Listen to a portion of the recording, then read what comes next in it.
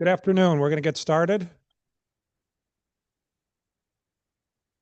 So this is the third meeting of the Riparian Buffers Working Group. The main discussion today will be adding protection of vegetated buffers to the statutes. In our last meeting, we strayed deeply into this topic, which I actually think gave us a head start on today's agenda.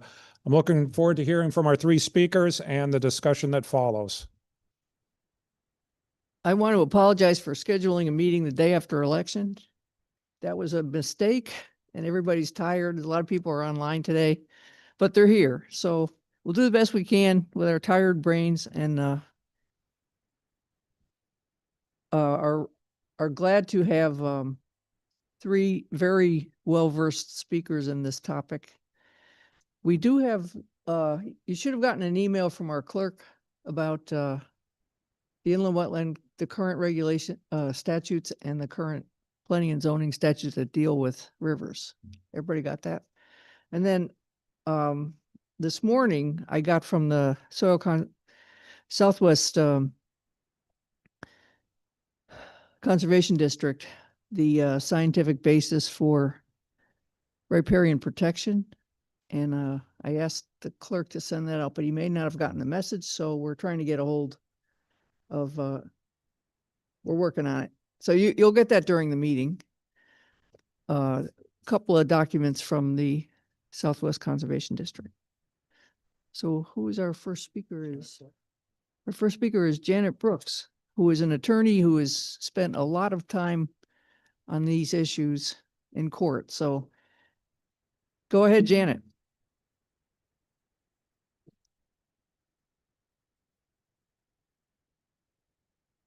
Red, is that what, okay.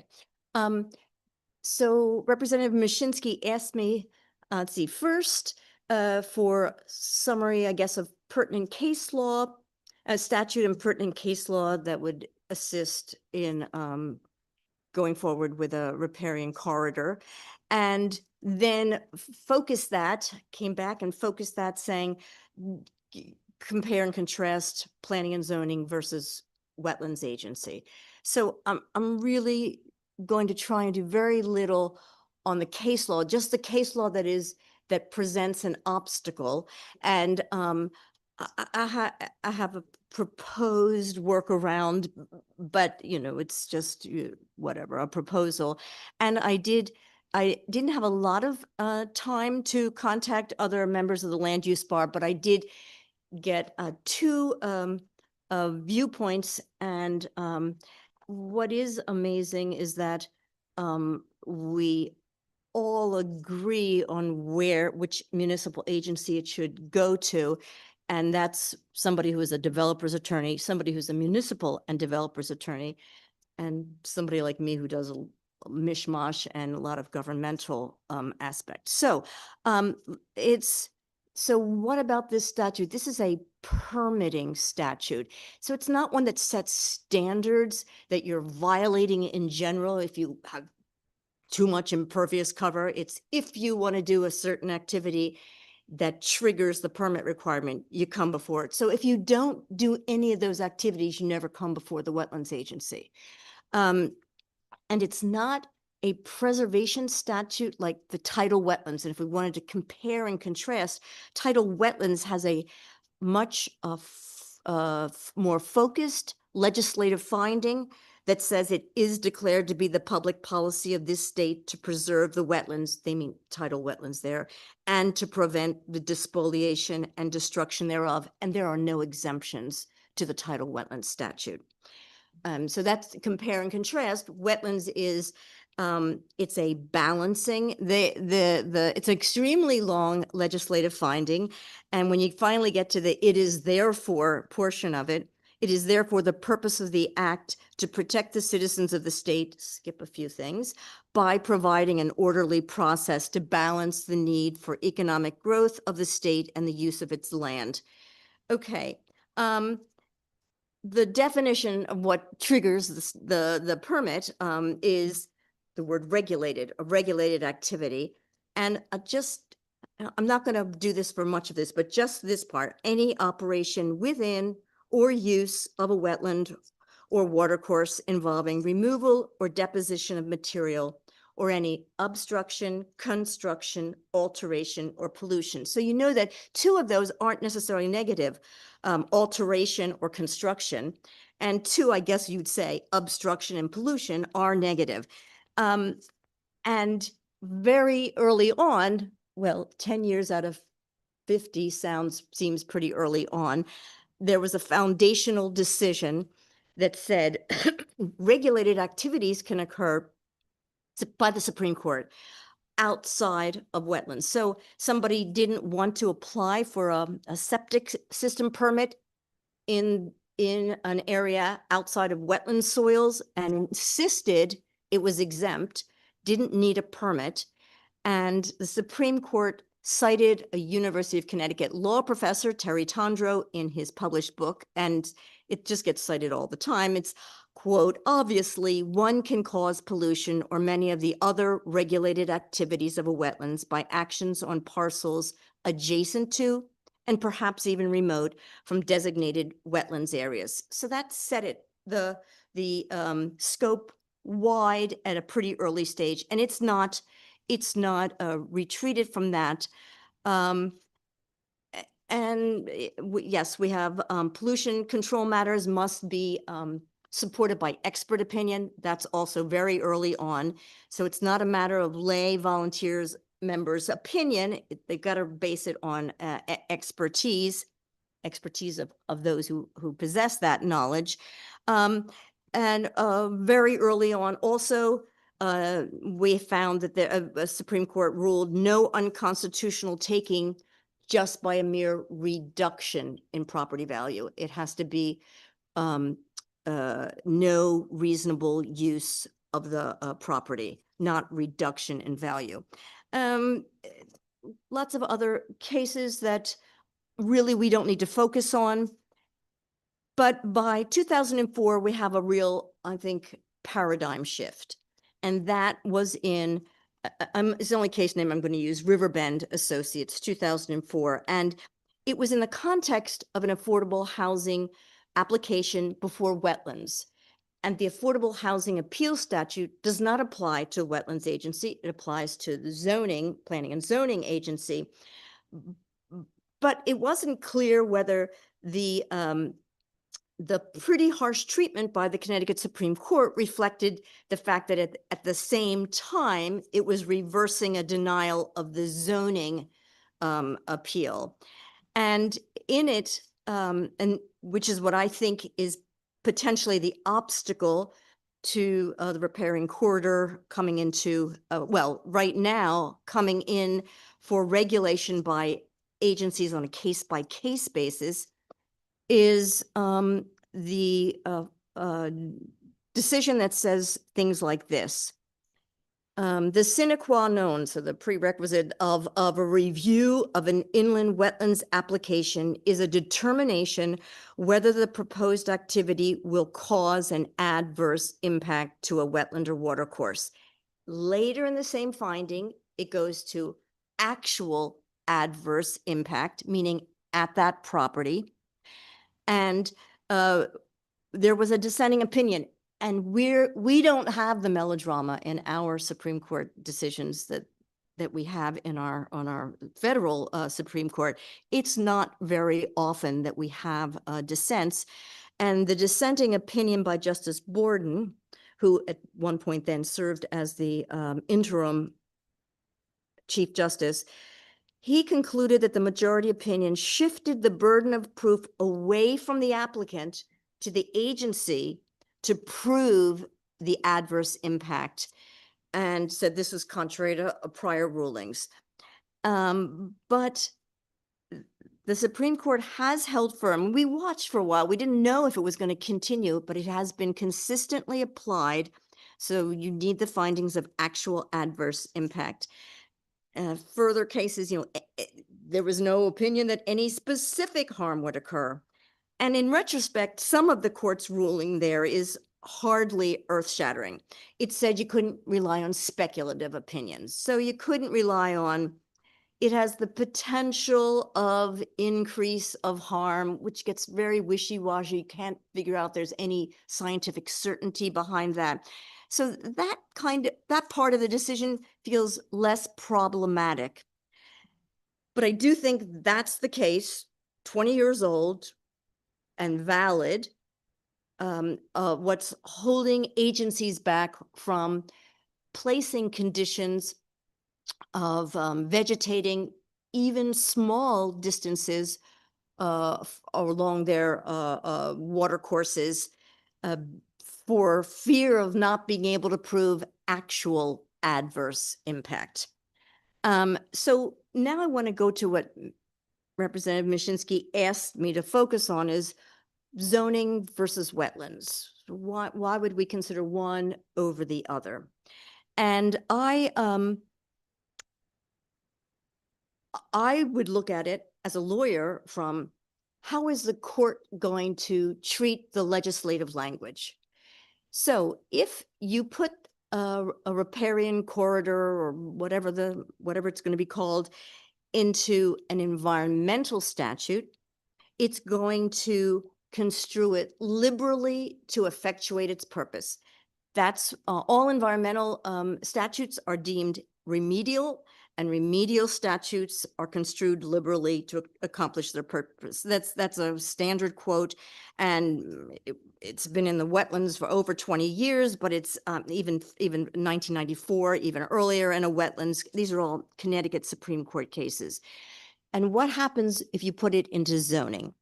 So zoning law is interpreted differently than environmental and remedial laws. And there, the zoning regulations, I'm quoting from a 2024 Supreme Court case, but it's citing back to a 2006 case. Okay, a concept that's been around for decades and is valid law. Because zoning regulations are in derogation of common law property rights, they must be strictly construed and not extended by implication.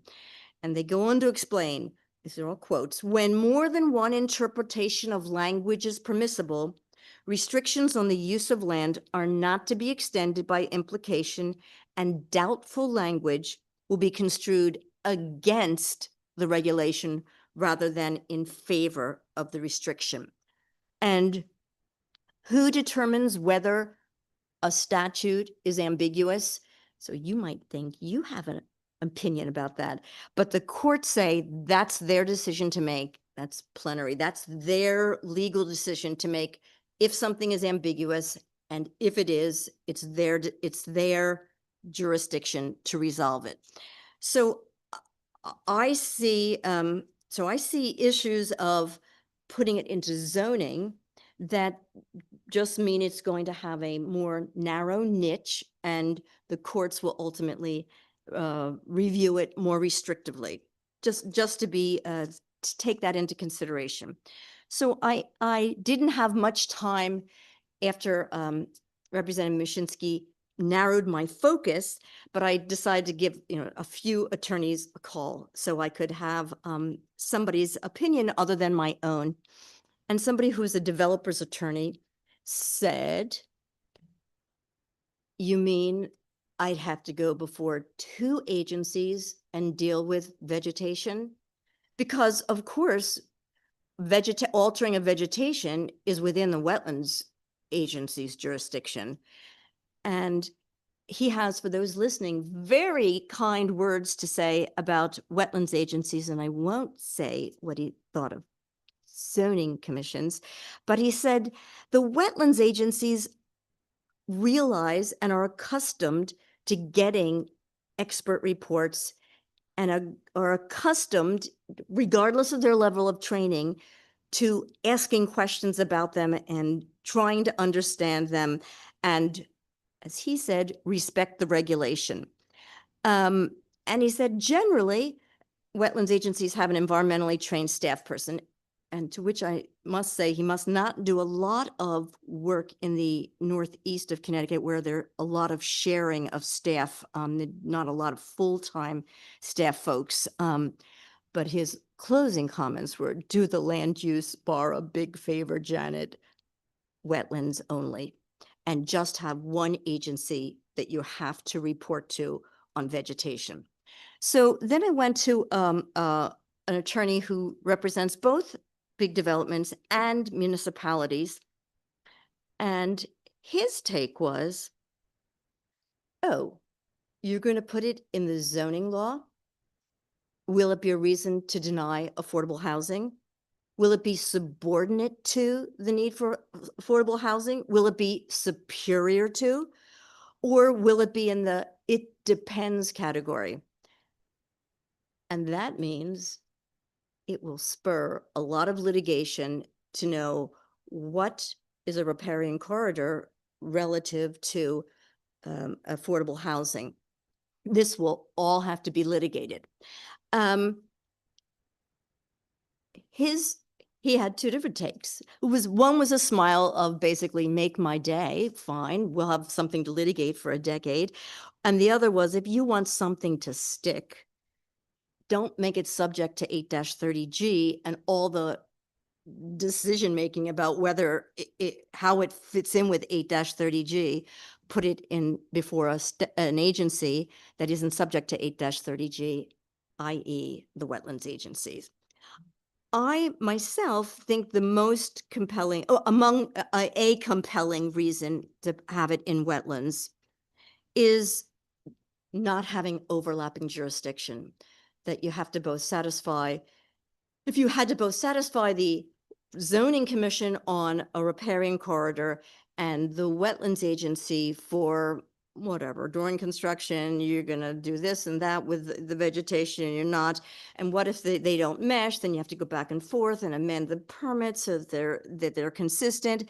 And I don't know, maybe you live in a town where the zoning commission and the wetlands agency see eye to eye, but I have been before some towns where that is not true.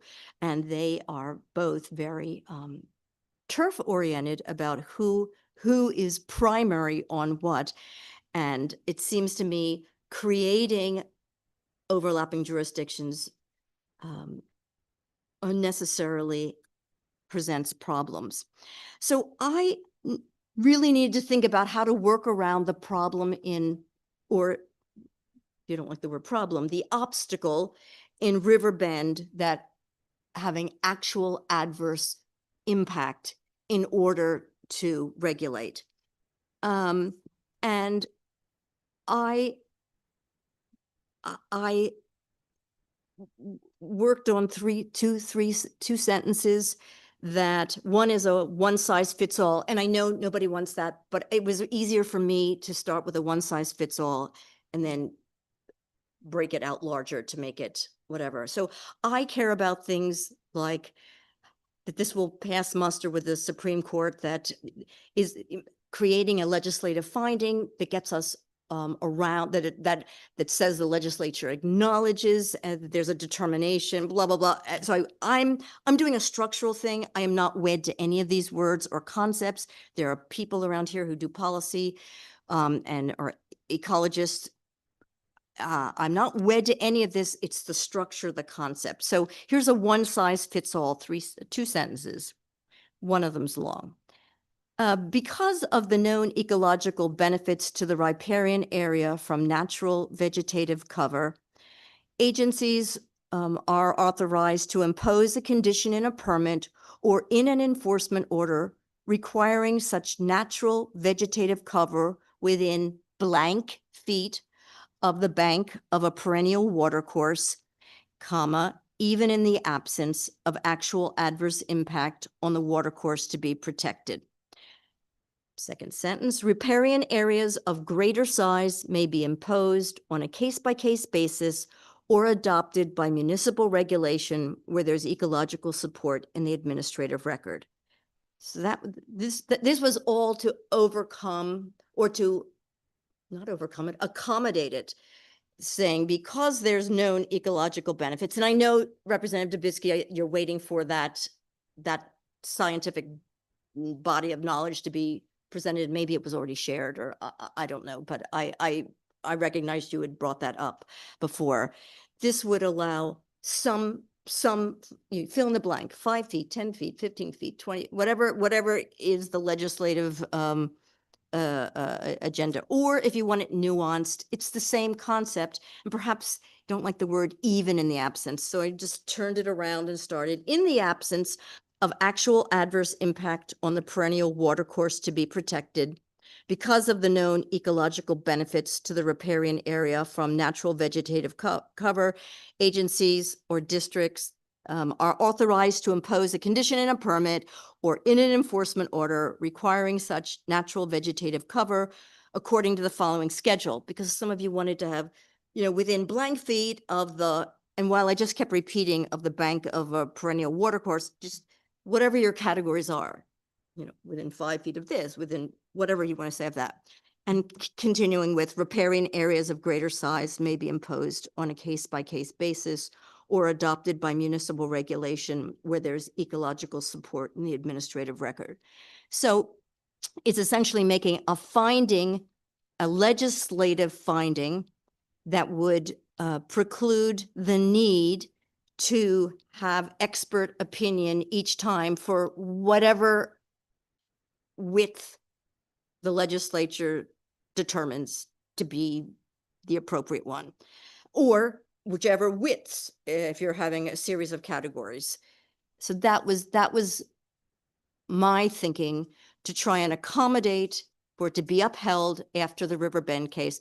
And of course, if something like this went through, having somebody say this on the floor of the House when it's being voted on would be very helpful for legislative history later, so that it is consistent with the Riverbend case and whatever. So that's all I was offering. I mean, I could blather on at too great length about cases, but I really think it's that Riverbend case is the only one that presents the important legal issues to be tackled in making an amendment. And I don't mean to overstate the value of what I said, but I made copies if somebody thought it was useful. And I know that some groups in Rivers Alliance, I know, have really thought out, I mean, natural vegetative cover may not be the right word, or whatever. I'm not wed to any concept. I worked at the Attorney General's office. Everything I did was always rewritten in it. Then it always had the name Richard Blumenthal and not my name on it. So I'm really used to launching things and letting them go. So very helpful, and especially your conversations with the developer attorneys on avoiding complicating this and making it easy, avoiding excess litigation. That's all good information. And your suggested language is interesting too. And we should get that so we can use it in our crafting. If you can Sure. email it to us Oh, okay. and to Casey Larkin, and then he'll Okay. send it to everybody. Okay. Is it okay with the group if we go through all three speakers and then have our discussion? Is that okay? Okay, so our next speaker is Denise Savageau, I think. So Denise Savageau is our next speaker. And thank you very much, Janet.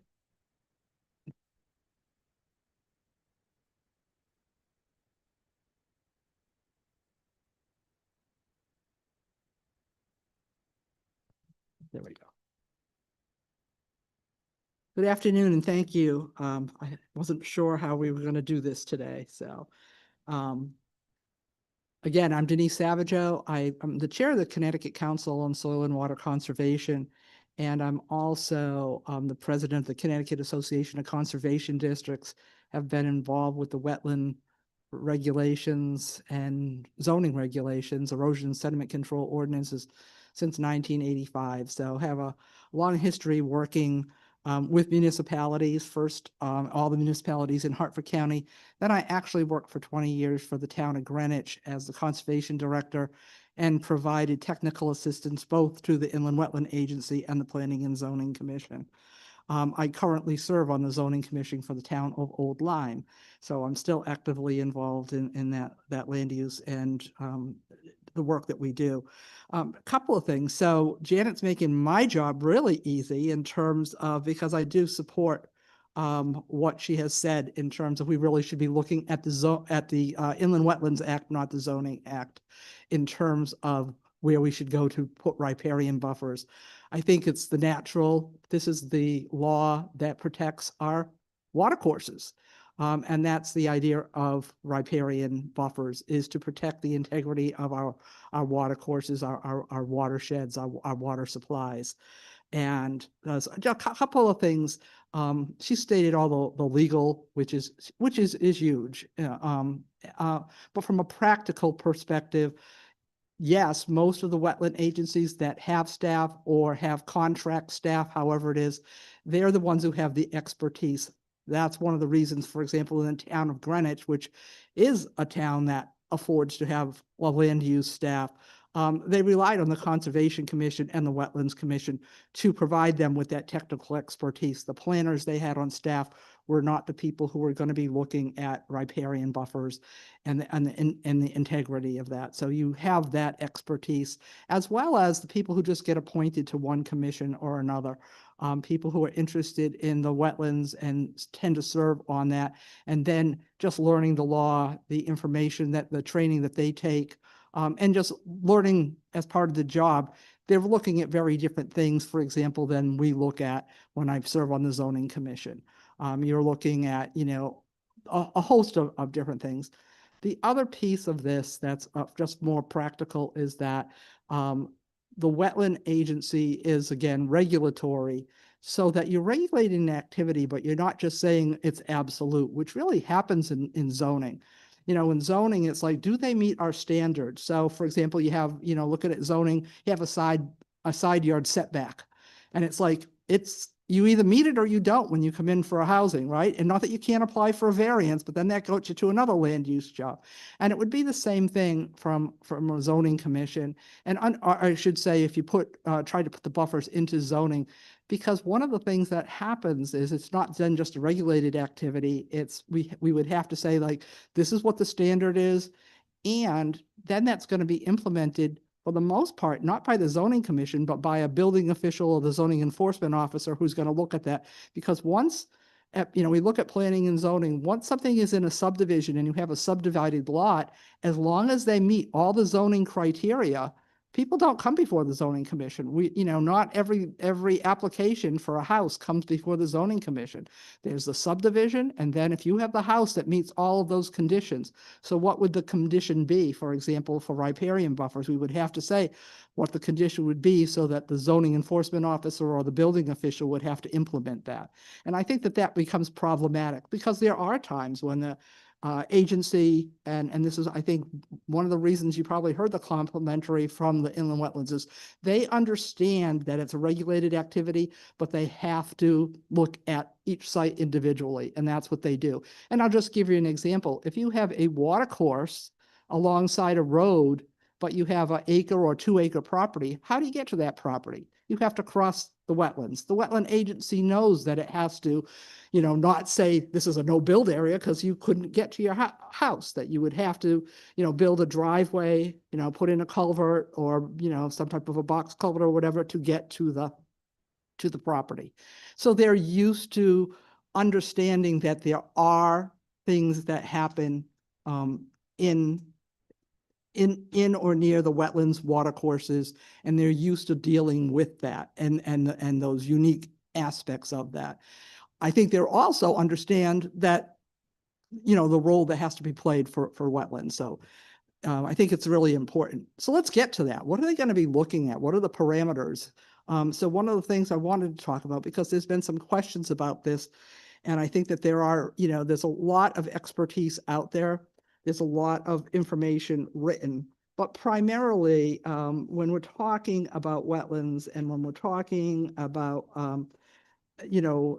riparian buffers, we know, and there's literature, well-established literature on on riparian buffers and the role of forests in water quality.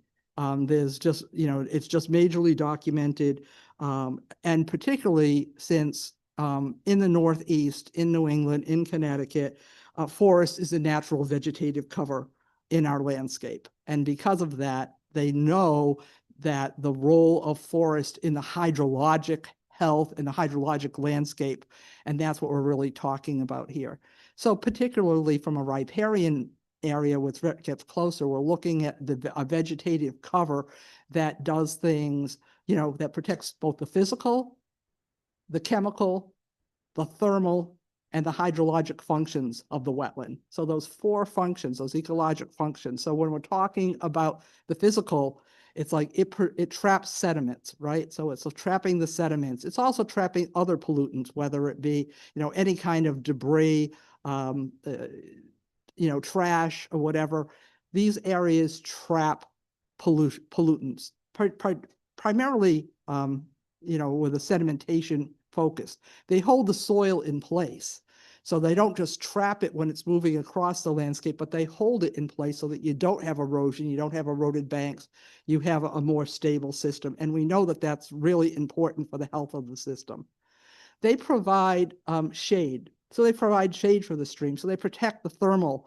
And thermal is a real interesting dynamic because we know that the warmer temperatures in water allows that water to dissolve more chemicals. So, have things like algal blooms. So we have nutrient loading, we have algal blooms. So protecting that thermal temperature is really, really important for water quality. We also, if you getting back to the sediment piece, if you have sediments in stream, there's a couple of things it does. It changes the benthic layer, which is where all the decomposition of leaves and whatever takes place, and the health of the stream.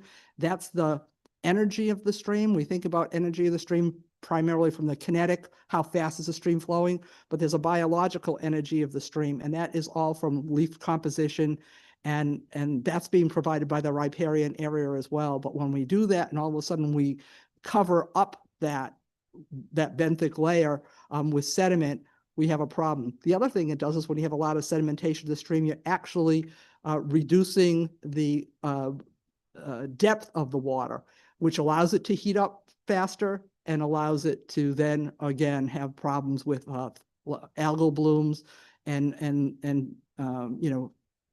other biological chemistries going on. So then, of course, it's the chemistry piece. We're looking at what happens in a riparian area. The soil chemistry in terms of the decomposition, the water going through the soils. That's where we have the real filtration processes taking place. We know that the root structures and the decomposition, that organic piece of soil isn't just, I don't just take a rock and crush it and have soil. Soil is dynamic, it's living, it's biological. It has all this decomposition going and all kinds of chemistry happening within that soil. And so when we have that filtration into the soil, we're not only getting the water going into the groundwater, so we're changing that hydrologic function, but we're also looking at changing that chemistry of the water and cleaning out, and that's why, for example, we have separating distance between septic systems and wells. That soil function is doing that, and riparian buffers are doing that same type of function.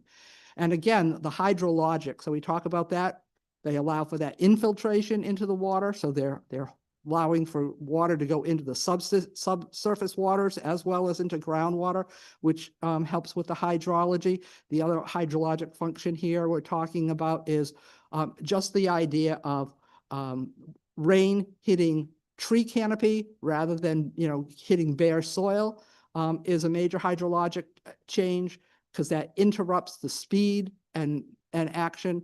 And then, of course, just the idea of water traveling through vegetation, it really slows it down. So it's changing the whole hydrologic function of that. So again, think about riparian areas, again, from a physical perspective, chemical perspective, thermal perspective, and a hydrologic perspective. Obviously, they also, serve from a biodiversity perspective, and that's really important. It's something we look at, like, when we're talking about corridors and the way that whether it be fish that move or other animals that move, we're looking at that because that overhanging vegetation, over the stream bank from a riparian area is where, fish love to be under that, in that shade, under those vegetative areas. They provide, if they fall into the stream, they provide that woody debris that we need in streams. That's good for fish habitat. They provide a whole lot of ecological functions. So I didn't add in the biological, but that's another one of the functions that we really need to be paying attention to. So with that said, I really want to, just emphasize that there's so many ecosystem services provided by our forests, and particularly those closest to our streams. I just worked with our Connecticut Department of Health, and we got a grant from USDA to look at where we should be protecting land to protect our public drinking water supply watersheds. So if you go on the Yukon Clear website and you Google source water protection, or not say, I shouldn't say Google, on their site, or if you do Google source water protection Yukon Clear, the assessment tool will come up. The assessment tool is looking at where we need to really protect lands and whatever.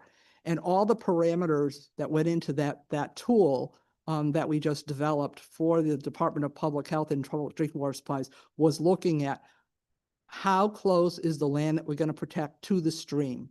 So riparian buffers around streams, around reservoirs, around other bodies of water are really critical. And you'll see how important that is. That tool kind of illustrates what we need to do. The other tool that Yukon Clear has developed is called a watershed assessment tool. And that similarly looks at, do we have vegetated areas along streams? If we're looking at the overall watershed health, not just in a public drinking water supply, this tool really lets you look at what is going on. And they really have taken into consideration this riparian buffer as a determinant of watershed health. So if you look at those two tools, they're online at Yukon Clear. They're some of the standard. They're being looked at across the nation as, top-notch tools. I've done talks to folks in Georgia and other places on the watershed assessment tool not the watershed assessment tool, the source water protection tool, because people are saying like, oh, wow, you can do this. We've got the GIS, we've got the technology, we know the importance of this, and we can take a hard look at what the parameters should be. So with that, I'll end if you have any questions about anything I said. I just have one question, which is Yep. the tool that Yukon uses in Clear Yep. for buffer protection, buffer presence as an indicator of health. Mm-hmm.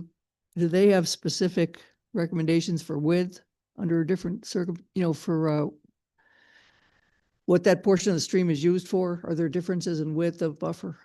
Not by, so in the watershed assessment tool, they do not have it in terms of, oh, it's this type of a stream. So for example, a public drinking water supply watershed versus, or a cold water stream.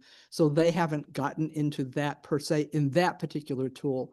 In the source water protection tool, it does get into, it doesn't say what the width of the buffer should be. What it basically says, however, is that these are the land areas that we need to protect that are directly adjacent to, and depending on how close a piece of land within a watershed is, it gets a higher ranking. So for example, you have a watershed, large area, we got the stream going down the middle that goes into the reservoir for public drinking water supply.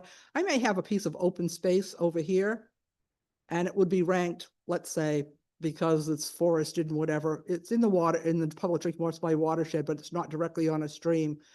It might get ranked 5. Whereas the parcel that, here's the stream, that parcel is right on there, it might get ranked a 9 or a 10 out of 10 because of its proximity to the riparian. So there's a very sophisticated ranking tool in the source water protection that lets you know that, okay, the further away, properties aren't as valuable as the ones that are right on the stream because of that ranking.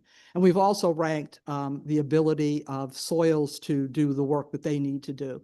So depending on your soils types and those types of things. There's also ranking, is there wetlands on the property, is there riparian buffer? So it's a really critical tool to look at.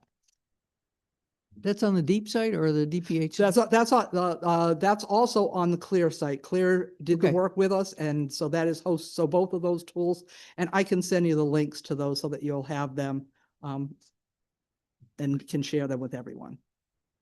Thank you. Thank you for that great summary. And our final speaker is Bill Lucy, who has pictures. Can I do it from here? I got some pictures. Keeps me on track. You ready to Clerk, does it share? need to be at that mic or it doesn't matter? Okay. You could stay where you are then. Okay. Oh, there's your tool, Denise. That's my last slide. All right. There's a little bit of a delay here. So I'm not going to focus so much on the legal aspects of this and look at it more from a landscape approach and ecological approach. And so this map has been brought up a few times. It's been put on the website, both a link to the 303D list. There's the water quality assessments done periodically by the state, and they subsample the streams for impairment, primarily bacteria. They can't sample everything, and that's no fault of DEEP. I think they do a very good job of representative sampling of different stream types. But this gives you an idea that impairments for either aquatic life or recreation or both can be all across the state. The estuary is the way it is because of all of the stuff that comes from Canada, Vermont, New Hampshire, all of those areas. Their riparian buffer rules affect us. Everything ends up in the Connecticut River, Housatonic comes down and affects our water quality. So that's a whole nother topic, but this is just the background. This is available. This is one of the reasons we really want to do this, is because we do have impairments. This is another big focus of why we have impairments. This is from LIDAR data. Again, this is clear. So all these areas have greater than 12% impervious cover. And there's a direct correlation between water quality and the amount of pavement or impervious cover you have. That includes rooftops, roads, etc. So these are the towns that are subjected to the MS4 general permit, where they have a provision in there to start systematically reducing impervious cover to get below that 12%. If you're below 12%, chances are you're going to have a much lower probability of impairments. But this is what we're really talking about. Are we going to put some teeth into this buffer situation or not? Here you have a buffer zone on the left-hand side. It's doing a fantastic job of protecting the back of that business, that building, that utility pole.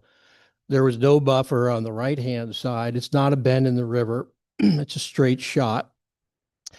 And you can see the erosion there. It's threatening a utility pole. Those are very expensive to fix. It's going to start eating away into that parking lot. You're going to have any of the pollution that's on that parking lot running sheet flow straight into that stream, where bottles, cigarette butts, that type of thing on the other side along those businesses, a lot of that's going to get captured.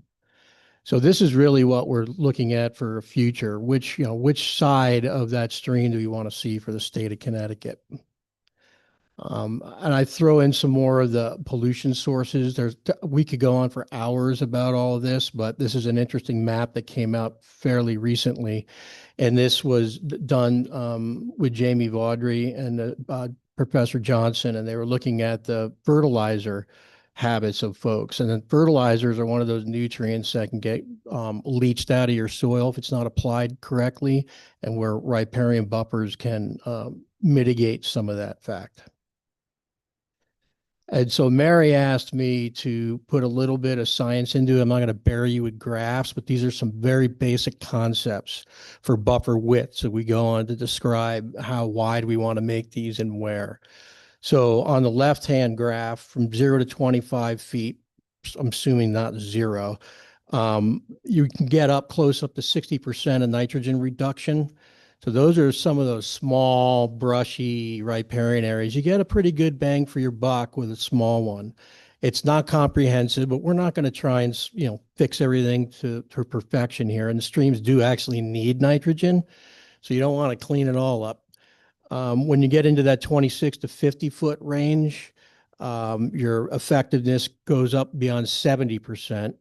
And then over 50, you're between 80 and 90%. Now, this is a very generalized graph. It's a lot of, it takes a lot of assumptions, but those are just rules of thumb. The one on the right is really interesting because we tend to think of water and surface flow, but a lot of the nitrogen is transported subsurface.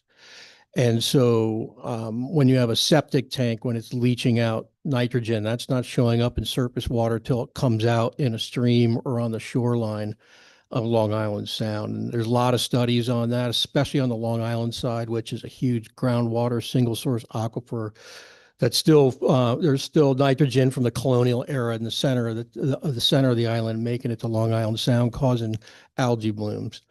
So the nice thing about riparian areas, especially if there's trees and shrubs in it, they go very deep. So those trees and shrub roots are able to grab a lot of that subsurface groundwater nitrogen. This is a place I drive by frequently. I did this on very short notice, Mary. She asked a few of us to speak today, so I grabbed some Google Earth images of places I knew. These are a connected series of ponds. I believe they're old gravel pits that flow into the deep river, and there are almost no riparian buffers on these, and these lawns get fertilized, and the lower section of the deep river is impaired, not too far away from here. This is another one. I live on this creek. I actually have a dam on this creek that was built in 1700. This is the Menenkatisik stream. It is a drinking water source for Clinton and Westbrook, but though that's upstream of here. I put this on here because you could see the wide variety of, you can see my clicker. So there's a house in here they go beyond the riparian buffer. They're maybe hiding from something here. They're completely enshrouded in forest. This person right here has got a partial buffer, probably not fertilizing there. That's a heavily fertilized lawn. So you can see some of these have buffer zones, some have highly fertilized lawns right to the stream. There's absolutely no standardization. And, some of the properties are polluting, adding to the nutrient load to Long Island Sound, and others are effectively filtering their property. Again, Joan brought this up before. This is Connecticut River. It's just Google Earth. Joan has sent me a much better picture illustrating this for the future, but that property on the left is highly fertilized, and you can look at it over time in Google Earth, and there's no riparian buffer except for a couple of trees. The problem with fertilizer is that it frequently over applied because there's economic incentive to do regular fertilization treatments. And so it's very common. And what it does is it leaches down through the turf and goes right out. And that's one of the big drivers of algae blooms in Long Island Sound is that excess fertilizer use. This again is on the Connecticut River. This might be up to Lieutenant. This is part of that Gateway Commission where we're supposed to have view sheds. They've cut down a few trees to have a view of the water. But that's a fairly thick riparian buffer area. And I believe that is the intent of the Gateway Commission, is to allow boaters to enjoy the scenery on the side of the river while the landowners still have opportunity to have good view of the river themselves. This is a terrible picture, but it's local. It's the best one I could find. This is Westchester County. I think it's a park or maybe a golf course.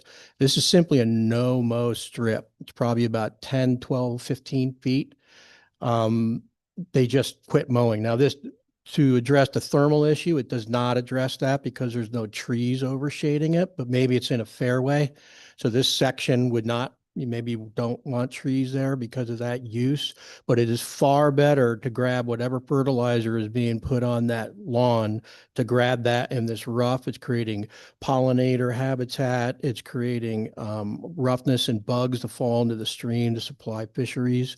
So there's a lot of advantage. This is probably a bare minimum. I know we're not to the point of what our numbers are going to be in this potential statute, but this is something that's fairly easy to do. You just quit mowing. I've done it on my property, and you let the stuff grow. Now, this is a agricultural field. I've seen a lot of this. I went to school in Vermont. I've seen this upstate New York. And in the old days, the cows needed to drink, and they would go down to the river and crush the banks. I had a job with the U.S. Forest Service doing a analysis of riparian areas out west for endangered bull trout, where we had fenced off sections of rivers that had lost their undercut banks, which are crucial trout habitat. But this same farmer worked with NRCS, and they were able to get a grant to enhance the banks. This is the exact same spot. So the farmer put in of some fencing for the cows, and it all grew back very quickly, very quick response. So it's not like there aren't programs and people aren't already doing this. And here it is in process. So I put this in here because this intrigued me, because so this is part way through. You can see the fencing off of an area, a riparian area with maybe some orchard, maybe some cash crops for the farmer in there. You could see that stream. There's a ford there. There's probably a pasture on the other side that the dairy cows need to migrate to maybe once, twice a day. So they can also access drinking water there. You may get a little manure in there, but at the same time, you're getting a huge swath of riparian area that's going to grow up. So it's a nice balancing act of meeting the farmer's needs while also improving the health of that stream through riparian restoration.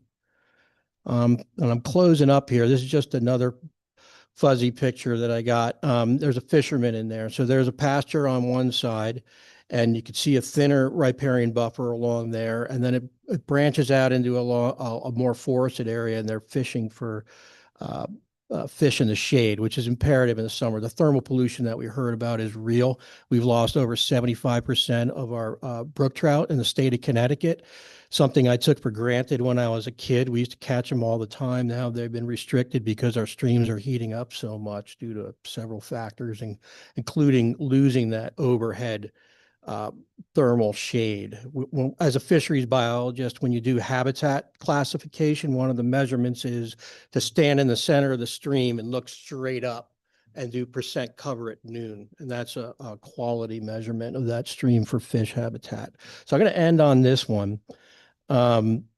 This is what Denise was talking about. One of the tools she was talking about, and this is fairly new. Last couple of years, I believe this came out. And I've been starting to use it in talks, but it really shows us the amount of work we have to do to get our watersheds in the condition they should be.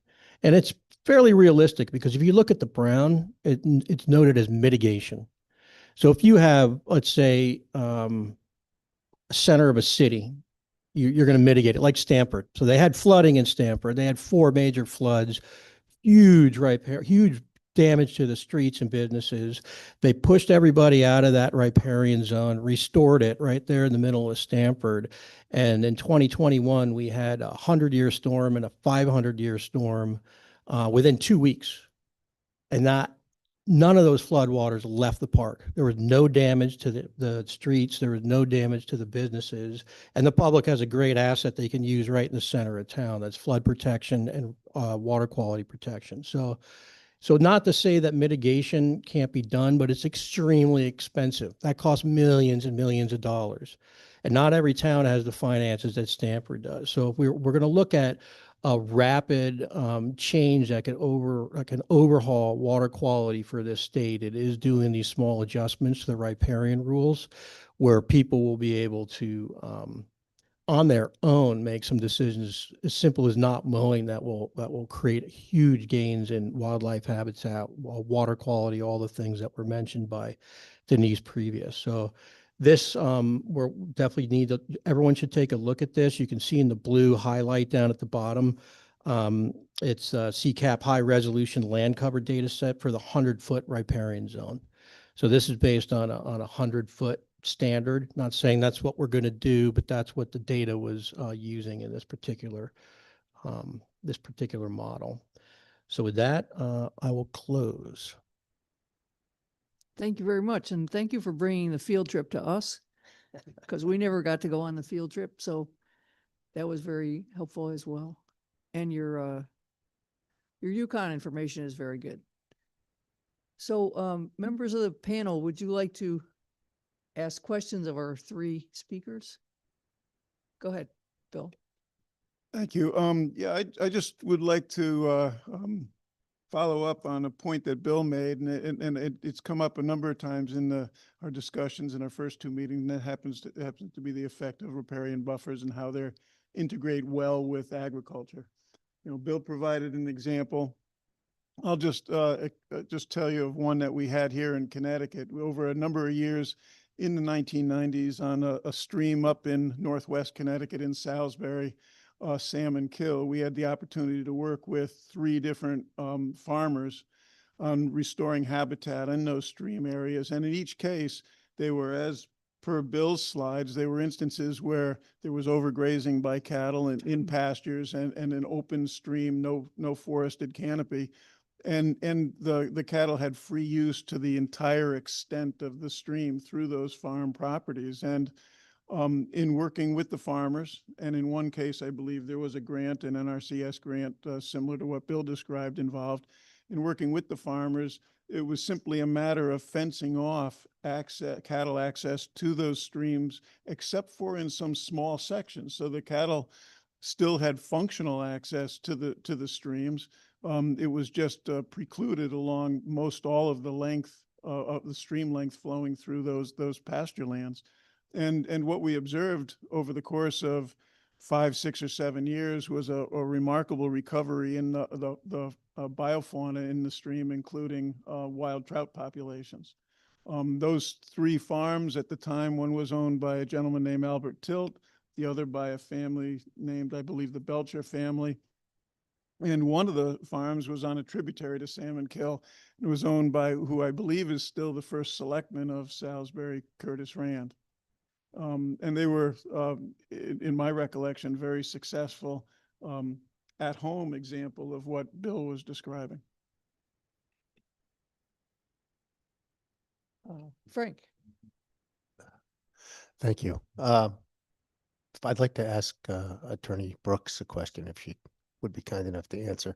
Thank you for your presentation. It was very good, very helpful.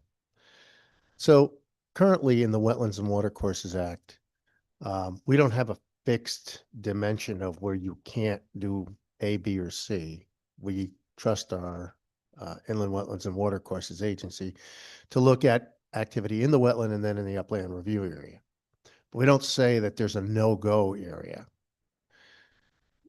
So the question is there a way to protect the riparian areas similarly? In other words, without saying 5, 10, 25 feet, whatever, you know, you can't do anything here or there. Because if we go to a dimensional standard, we have to first of all define exactly where that starts. And then we have to have a series of exemptions so that, you know, if there's a fire pond and fire people need to draw water, they're able to clear and access and things like this. So there's a number of exemptions that would be required. So I'm thinking perhaps there's a way with the current, the foundation of the current Inland Wetlands and Watercourses statute and the commissions that are in place to not have a fixed dimension, but rather do what we do with watercourses. So the answer is yes. And for each and every application, the commission would have to have expert evidence to support actual adverse impact to that watercourse. And that has proved a pretty high barrier. I mean, it prevents most wetlands commissions from undertaking a riparian corridor. So I'm a wetlands official and I'm chair in Durham of the Durham in the Wetlands and Watercourses Commission, and I work with Rivercog and the surrounding towns as well. No watercourse, wetlands commission that I know of gets a professional opinion for every application. Okay, People come before them and they're experienced, they've taken the classes, and their purview is to protect the watercourses and the wetlands. And they've done that, I think, pretty well. well, that's not going to pass muster under our current Supreme Court and I mean, for the last 3 decades. So you're lucky is what I'm saying. That's not the current standard. And commissions do it. So I represented a very small town that had no staff for wetlands, and they have a fee structure that builds in. They have a major lake in their town, and they have other resources. They have a whole bunch of different kinds of consultants on call: a limnologist, soil scientist, keep going, engineer, this and that. And they're really on top of it. They're a small town and they're very on top of it. So it can be done. And I know I have heard some of the commissions say, oh, we never do that. Well, you're lucky, because that is the standard that you're being held to, that there's expert evidence, substantial evidence to support your decisions. All right, I mean, I think that we have the evidence that we need, and we have the applicants come in. And when there's a question, if they need soil scientists and so forth, the applicant will pay for that. The applicant will hire them. That then you're saying that that doesn't pass muster? Experts, then you are using experts. But the thing is, if you haven't adopted a regulation, which would also have to be based on substantial evidence, or if there isn't a statute which has some threshold, which has some width, every single application will have to have scientific support sufficient to pass muster, should it be appealed. That's If it's appealed. right. Yeah, I understand. Well, I mean, Okay. okay. We don't receive a lot of appeals. I don't try and train, get by on the seat of your pants. I don't even want to do D-. I mean, I'm way aiming up there for B commissions, A commissions. D- is a passing grade. Good for you. So I mean, it's Thank you. Go ahead. Francis Pickering, Western Connecticut Council of Governments. These questions are also for Ms. Brooks. And I guess maybe an observation and a question together. So a couple of years ago at WestCog, we released a report, The Case for Riparian Corridor Protections, Zoning Strategies to Reduce Pollution of Inland Waters and Resultant Hypoxia of Long Island Sound. And that was driven by Public Act 2129, a housing reform bill, and that changed a Connecticut law to require that zoning regulations effectively in every municipality in Connecticut be made with reasonable consideration for the restoration and protection of the ecosystem and habitat of Long Island Sound, be designed to reduce hypoxia pathogens, toxic contaminants, and floatable debris on Long Island Sound, and provide that such municipality zoning commission consider the environmental impact on Long Island Sound coastal resources. So we've had a conversation about whether this should rest with the zoning commission or the wetlands commission locally. But when we look at the state legislature, we also see the planning and development committee and the environment committee potentially getting involved in this area. And so what I'm a little bit confused about is I could see the argument for putting this under the wetlands commission, but we also have statutory direction that zoning regulations should be made to reduce pollution in Long Island Sound. And of course, that pollution is carried into Long Island Sound by all of the waterways in the state. And the principal way to arrest that pollution, stop it in its tracks, is riparian corridor protections.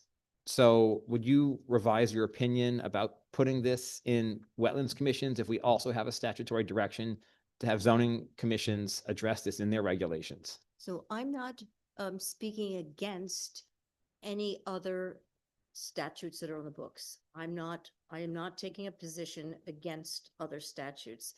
For all the litigation reasons that I've stated, I think there are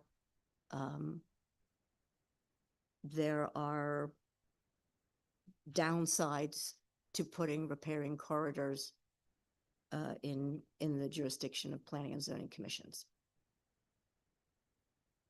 Well, I don't mean to come across as a cross-examination here. I'm actually just questioning it myself because we have conflicting direction potentially from the General Assembly. And when we look at municipalities in the state, in our report, we actually list several municipalities that have already put requirements for maintenance of a vegetated buffer into their zoning regulations. So we already see some divergence in municipalities.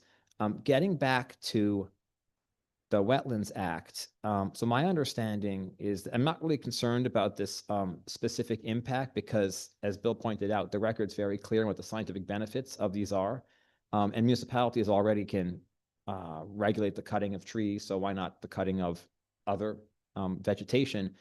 My concern about regulated activities is that there are so many exceptions, including grazing, farming, nurseries, gardening, harvesting of crops, uses incidental to residential property, including landscaping, and not just existing landscaping, but new landscaping, even outdoor recreation, including golf courses. And I think all of us recognize that golf courses are probably, the poster child for, in some regards, land uses that lead to hypoxia and other water quality impairments. So if this were to go under the Wetlands Act, would we have to reevaluate these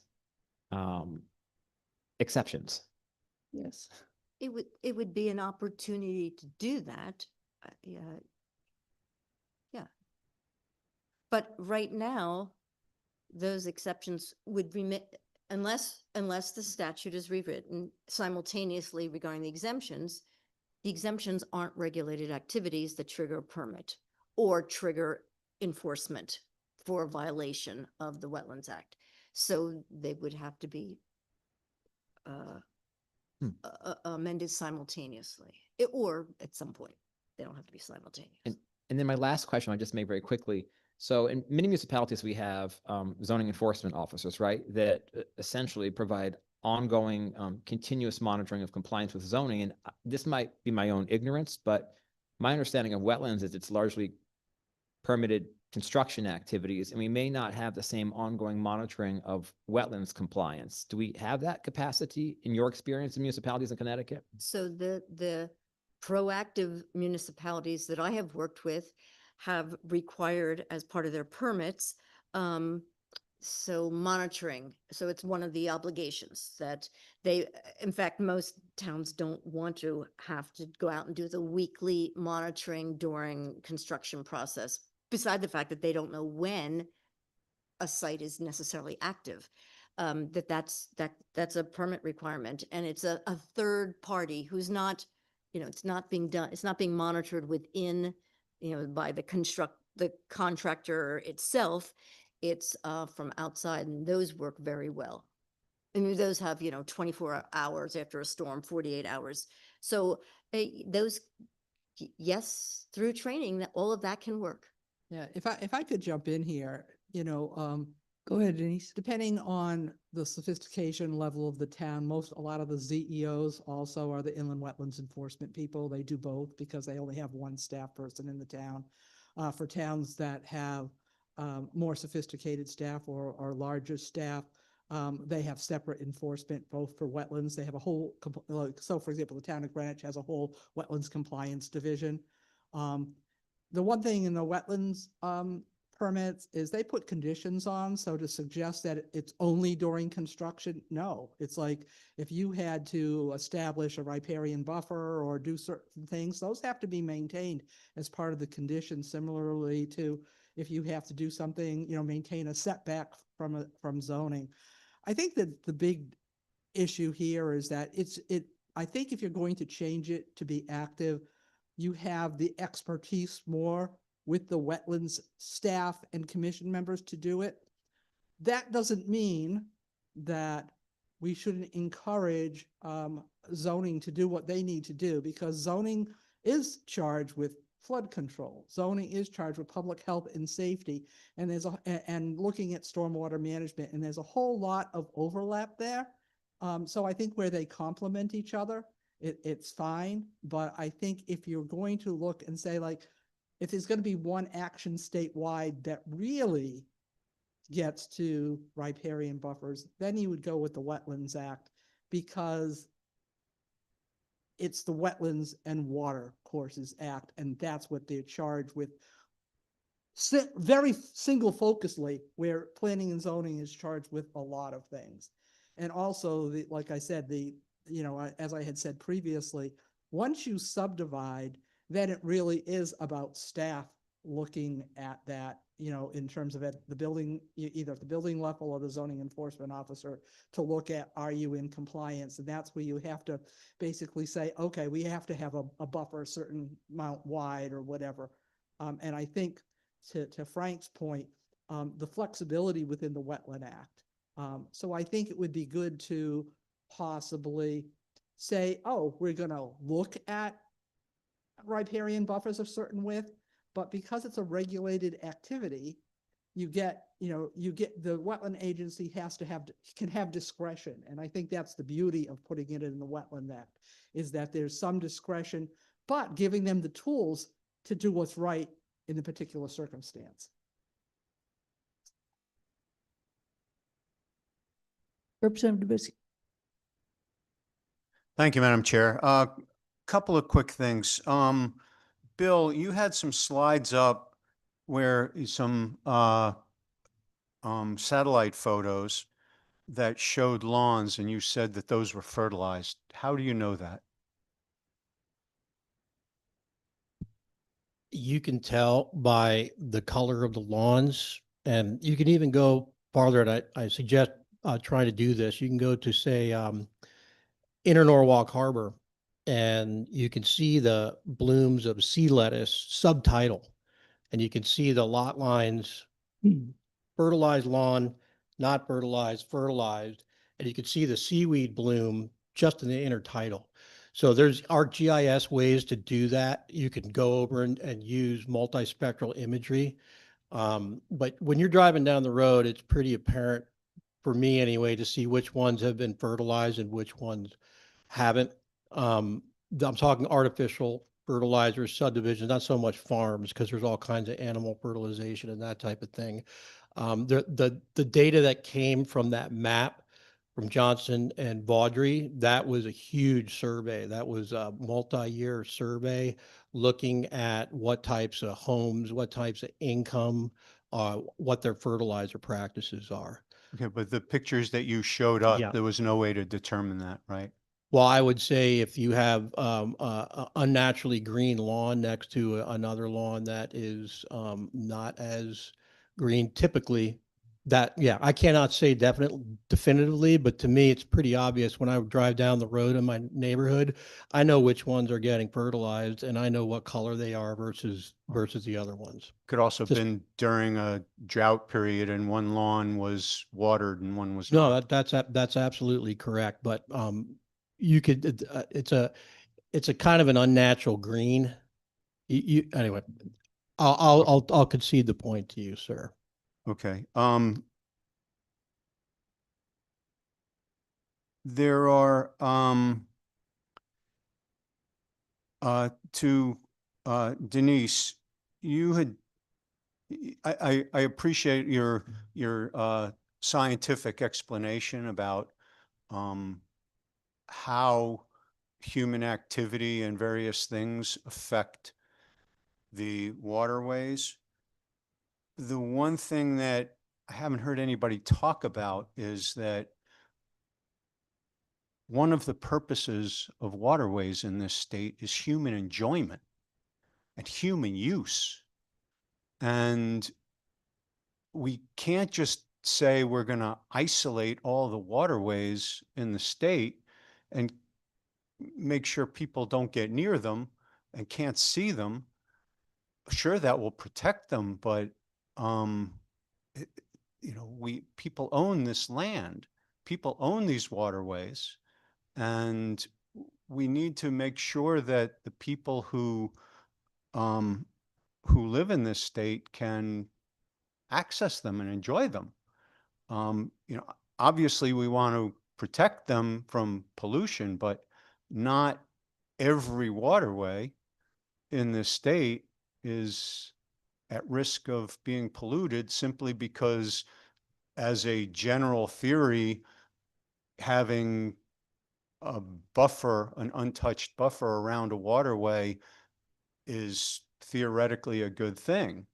There are plenty of waterways in this state that are low-level, crappy drainage ditches. In my own town, there are plenty of ditches that just go from the catch basins of a road across a field into a swamp. Okay, well, sure, we want to keep stuff out of the waterway and out of the swamp, but it's just a drainage ditch. It's not, nobody's going to be fishing in that ditch. The water that goes through that ditch comes right off the road. And the biggest pollution is the town or the state spreading salt on the road. So if we say that the best way to protect the waterway is to have this untouched buffer, somebody's got to prove that to me. I would think in that situation, the best way to protect that water is to stop spreading salt on the road. Keep the salt out of the waterway. Doesn't that make sense? Well, not exactly. Let me give a couple of things. I think from a perspective of, because you're talking about a couple of things. There's the science of how we treat water and make sure we have water quality. And then there's the social science. How do we get there, and how do we make sure that we're looking at balancing development rights, private property rights with the public good. And I think that's our job here. How do we protect the public good? And the public good is about everyone who uses that water body, everyone who needs drinking water supply, everybody who wants to fish there, everybody who wants to swim there, and not just in that water body, but the downstream water bodies of that, whether it be that ditch, whether it be the lake someone is on. What's the, because, for example, in Connecticut, everything eventually ends up in Long Island Sound. So we have this greater public good. We have, so it's a matter of how big a watershed we want to look at. And I think the documentation of how important riparian buffers are is something we need to take seriously. And I think we're not just protecting properties from pollution, because we tend to focus on water quality a lot, but we want to make sure that we're looking at the hydrologic value. So for example, when you have a river like the Yantic River, that in Norwich with all the flooding, when we're looking at how to fix that, how do we make sure that we're slowing down that water, that we're getting better water infiltration, that we're making sure that it functions hydrologically to handle the quantity of water, then we need to be looking at that. And we need to be looking at it collectively. So that's where it's like having a law that says what we're saying for the state of Connecticut is, this is a best management practice. This is for the better good. We're going to do this. But meanwhile, doing it through a regulatory process that allows wetland agencies to take private property into considerations. And let me just mention this interestingly about private property, because I've been on a lot of private properties with people. They call me up and they have said, I have a problem with geese. And they don't understand why they have a problem with geese. And because geese love lawns, so they come from the water body and they go up onto the lawn. What most people don't know is if they had a riparian buffer, the geese couldn't get to their lawn. And I'll tell you why. The end of May, every goose, every adult goose, and the little ones don't fly yet, every adult goose loses its flight feathers for at least 2 months. Usually they regain flight feathers by August. So the only way onto your property in the summer is to walk up from the body of water that they're on, because they want to be on body of waters with their little ones so that they can get away from predators, but they need to get up onto the land to feed. So they want to feed on your newly fertilized lawns where you're, and not even if it's not fertilized, but where you're cutting and short growth, new growth, new growth, new growth. You cut your lawn every week and new growth, just perfect for feeding geese. The geese come up, but they can't get to properties that have a riparian buffer. So sometimes there's education we need to go to with landowners if they really want to protect that, their property from geese. If collectively they want to protect the lake that they're all living on, and we have a lot of lake communities now doing this, they're asking all of their property owners to put in riparian areas voluntarily. And they're doing that for a reason, and that's to protect their collective water quality and their property values, because once that lake becomes polluted, they're not going to be able to use it.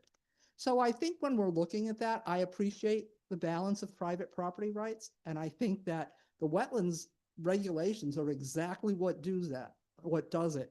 It looks at what's the private property rights, what do we need to do here, but also how do we protect the public good that we all derive benefits from, everyone in the state of Connecticut, for those water resources. And I think that's our job. So would you agree that each situation and each waterway and each proposed use is different?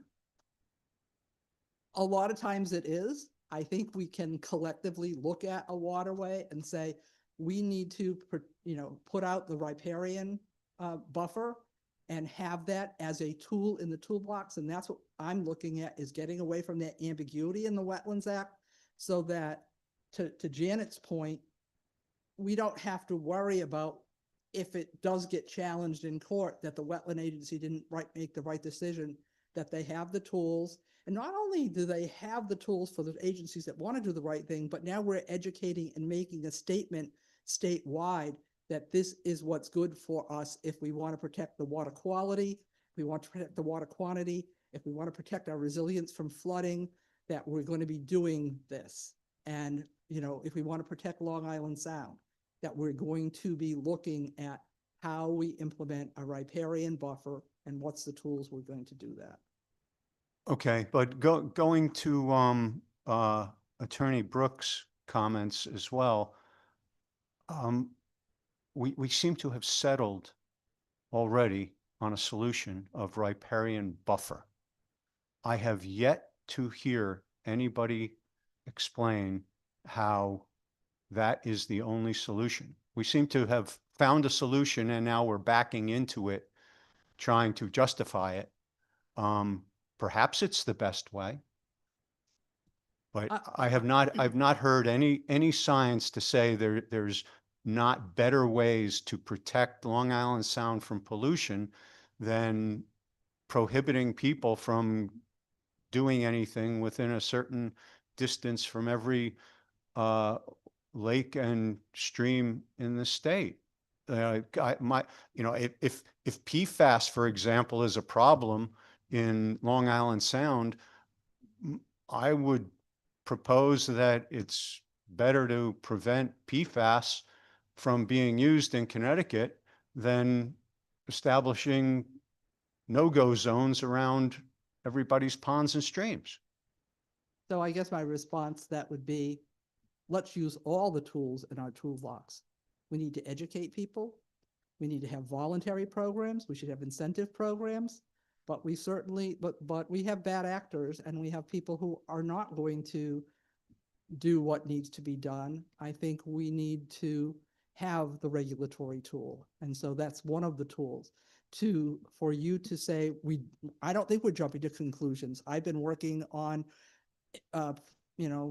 riparian buffers and promoting riparian buffers my whole career, which started in 1985. So that's been many years. And we have done a lot of work, I think, but Bill showed folks who are doing a lot of work. I think to look at what we need to do and how we get this done, we're lagging behind. You heard the information that was presented by Alicia, which got into that we're one of the few states that doesn't have regulation. So I don't think we're taking the lead here. I think we need to be looking at all the tools in the toolbox, and this is one of them. Is it the only tool? No, but what happens is it's like, oh, we need to do this, we need to do this, we need to do this. I do want to mention from Long Island Sound, the Long Island Sound just adopted June 2025, a new comprehensive conservation management plan. It has a very aggressive goal for riparian buffer work in that plan. And one of the tools we're looking at is how to get there is saying, do we need a new, regulations to help us get to that plan? So if you're familiar with the Long Island Sound plan, it has a new goal, like I said, a very aggressive goal for putting riparian buffers along all of the streams in the Long Island Sound watershed, not just in Connecticut, but in the whole Long Island Sound watershed. And who we're put we're together that experts. plan? Huh? Who put together that plan? That was led by EPA, Environmental Protection Agency, but working very closely with the state of Connecticut, DEEP, as well as New York DEC. And there was a host of people on various committees, people from the University of Connecticut, people from New York state agent. Can't even think what it's called, SUNY New York. There's a whole host of people who are involved with the comprehensive, but that's led by EPA. Is that something you could get us access to? Yeah, absolutely. It's online. I can send you the link. Thank you. Thank you, Madam Chair. Thank you. Are there any more questions here before we go to the online people? Alicia? Also just say that the CCM developed a report on flooding and resiliency in towns, and they also identified riparian buffers as a solution, and I will send that to Casey as well. May I make one comment to Representative Mishinsky's comment that if there is some amendment that would also be looking at the exemptions unrelated to the riparian corridor portion, I would really like to be a part of the discussion on the farm exemption. The second sentence hasn't worked for decades, and the Supreme Court case from 2016 speaks out of both sides of its mouth. It is, the whole farm road access is not workable from a agency perspective, from a farmer's perspective, from the public's. So I would be happy to be part of that. Okay, I had previously asked you if you would submit your comments, and you had a whole section written that we could use potentially. And if you want to add some tweaks to the current agriculture exemption, that would be great as a proposal to us, for us to consider. Just add it to your text. And we have online Matt Fitzpatrick.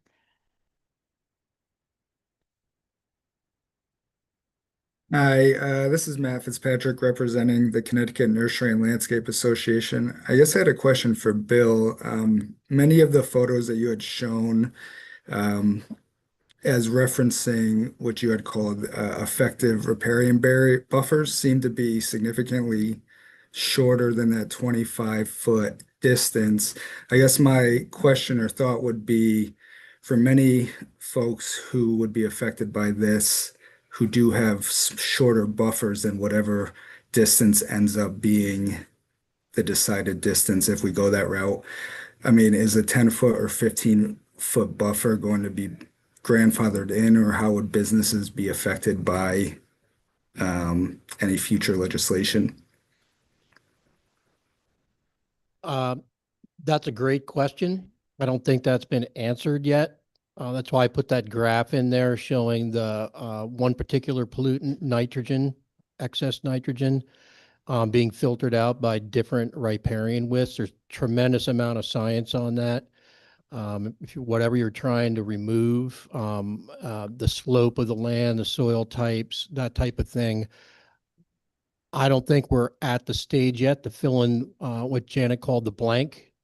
And as has been mentioned before, if you're, say, in a cold water, headwater area, and it's very rural, and you may have the opportunity to do a much larger buffer, that may be the option. If you're in a downtown urban environment where those options aren't available, we'll probably have to have something different. I highly doubt, since we've gone so long without any riparian statute, and there's all types of development at different proximities to water bodies, that one size is going to fit all in this statute. Thank you. I suspect that's true. We'll get to that when we start writing. Robert Petzold. Good afternoon. I represent the Connecticut Marine Trades Association. I'd just like to follow up on the representative, as he clearly brought out the fact that there are other uses of our waters, which lakes, streams, rivers, and which are very abundant, thankfully, in our state, and the recreational aspect of it. Obviously, from a marine trade standpoint, we're against anything that impedes access to the waterfront. There are many hurdles that we go through now, and we think that blanket legislation is really not the way to go. When we're talking about inland wetlands, DEP, FEMA, Army Corps of Engineers, all these aspects that we have to go through at present are not quick. They can somewhat take years to produce an effect of some sort of development. In my little town of Portland, they've been working 30 years. We have 15 miles of waterfront on the Connecticut River, and it's taken them 30 years. And currently this year, they're breaking ground for just a access to the Connecticut River where people can launch their kayaks and canoes. So even from a municipal standpoint, it wasn't an easy task. And there's many compliance issues that we all have to follow on the waterfront. We're regulated by industrial stormwater regulations, which means that on our sites alone, we have monthly inspections. We're required to do multiple testings of our runoff, of our stormwater runoff, and sent to the state labs and submit those to the DEP. So there's plenty of regulations already out there, and I think this blanket regulation doesn't serve us all well. Thank you. I think we hit everybody online. And I had a question for Bill Lucy. The nitrogen removal, which helps the sound eventually, varies by the width of the buffer, proposed buffer, but not a lot. When you get past 25%, you only get another 10% reduction in nitrogen. And then when you get past 50 feet, you get another 10 or possibly 20% on top. So how will we deal with this? When will we know,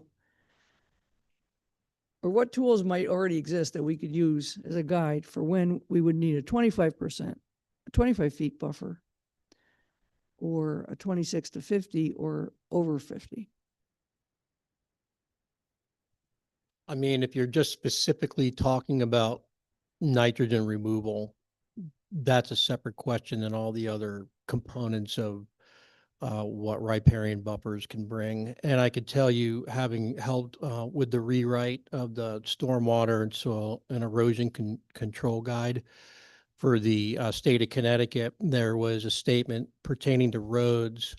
What is the water quality runoff? For years, it was 1 inch. You had to design DOT projects for 1 inch of rain. You had to retain that because that's when all the oil and brake dust and all the goo comes out first. Well, subsequent information showed results for 1.3 inches, 1.6 inches, and 1.9 inches. But to your point, of course, I'm going to be obligated as an environmental NGO to say 1.9, but we compromised at 1.3 because the cost of designing a DOT project to catch 1.9 inches versus 1.3 inches, it's not even linear, I don't think. It's probably exponential given the constraints they have. But the gain in nitrogen cleanup from 1.3 to 1.9 was not worth the extra money. You'd get a little bit more, but it just didn't make any sense. So that was negotiated back. It was increased to where the science started. So that was a compromise. That's where I'm kind of driving at. We're going to have the discussion to see what the value is. Again, nitrogen trading credits, staying with the nitrogen topic, Deep celebrated, I believe, 2 years ago, the devaluation of the nitrogen trading credit between wastewater treatment plants. And that was early on back in 1991, I believe, when they started the nitrogen plant for Long Island Sound to reduce it by 58.5%. They had credits because some of the wastewater treatment plants were poor and they couldn't afford the upgrades. And Deep only had so much state revolving loan money to upgrade these plants. So the plants that got their act together had produced less nitrogen than they were allotted. So they had credits and they could give those to the other plants till they could get caught up. Well, a couple of years ago, all our plants caught up. So the source point from nitrogen pollution to Long Island Sound is, I believe it's over 70%, right about 70% now. We didn't even have any hypoxia in those really urbanized areas down around New York City this year. So that I think we're going to have to figure out what is cost effective, what's realistic given the landscape usage, but what gets us the biggest bang for the buck. And I think there's a zone in there that we can work on.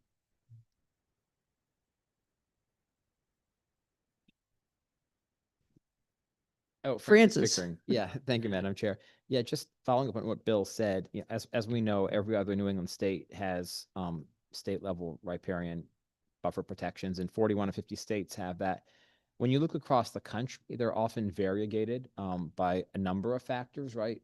The width of the protected vegetated area can depend on the classification of the water course, whether it's a small stream or a major river. It can depend on the watershed. It can also depend on the designated uses of that water course under the Clean Water Act, or its relation to public drinking water supplies. So you might want to say, hey, public drinking water is so critical to us, we're going to put larger riparian buffers upstream of that.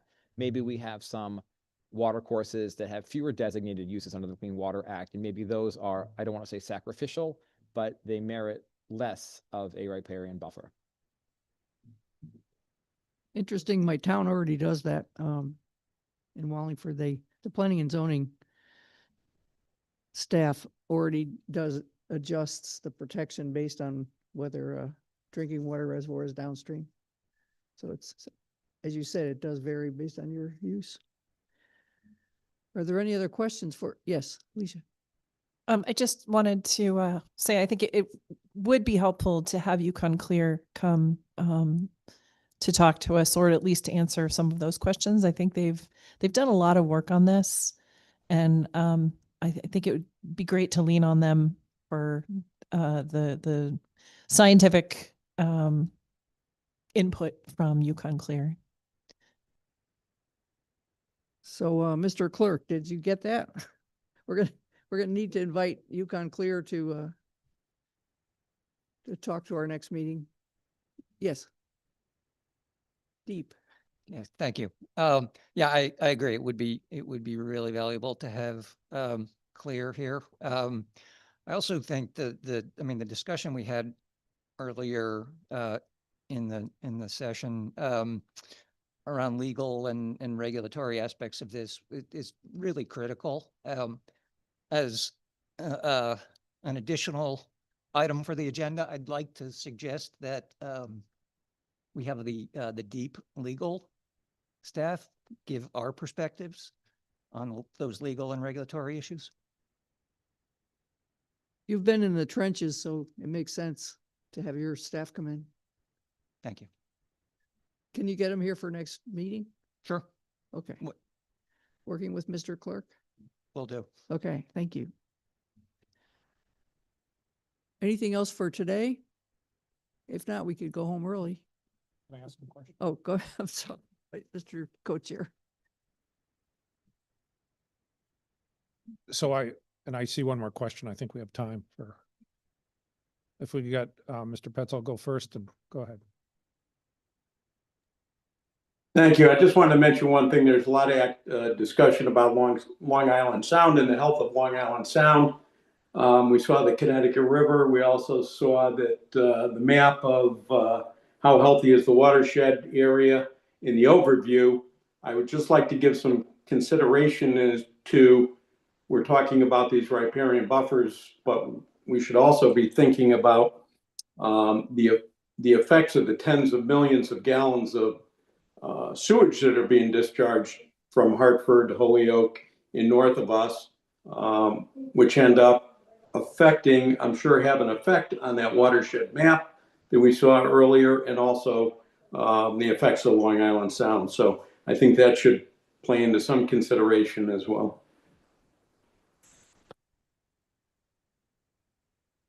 Sure, I just wanted to, I wonder, and I guess I'll ask for those who disagree, if we have a consensus that if we're going to make changes to statute, our primary emphasis is the Inland Wetlands and Watercourses Act, that we start there versus, I know there's discussion today and last time about looking at zoning. Is anybody disagree with that?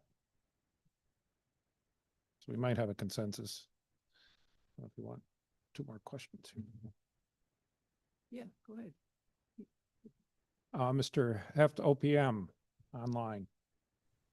Good afternoon. Apologies. I wanted to add just a piece under item 4 on the agenda about, buffers to the, the statutes piece.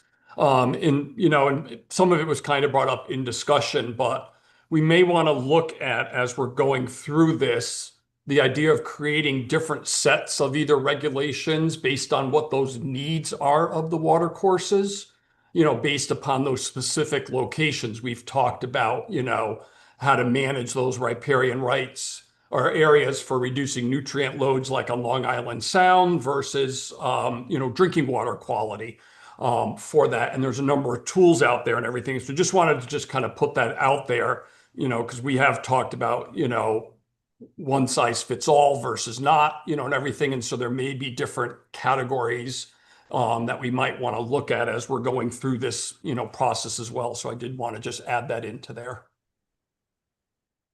Mr. Evans, you have suggested language that you're working on at the Water Policy Council.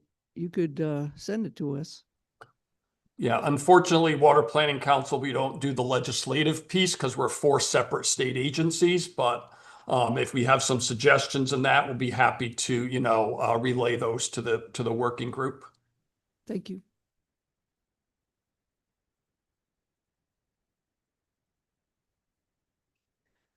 This was a really good discussion, I thought. I hope everybody agrees, but it was enlightening. Our next meeting, and we'll hear from hopefully Clear and the deep attorneys, but we will have to start writing pretty soon. So you should be thinking about that and bring your suggested language if you have some. And our next meeting is Friday, November 21st at 10 a.m., same room here, and you can also participate by Zoom. Anything else before we adjourn? So can we have a motion to adjourn? Thank you. I'll second it. All in favor? Aye. Aye. We're Aye. adjourned.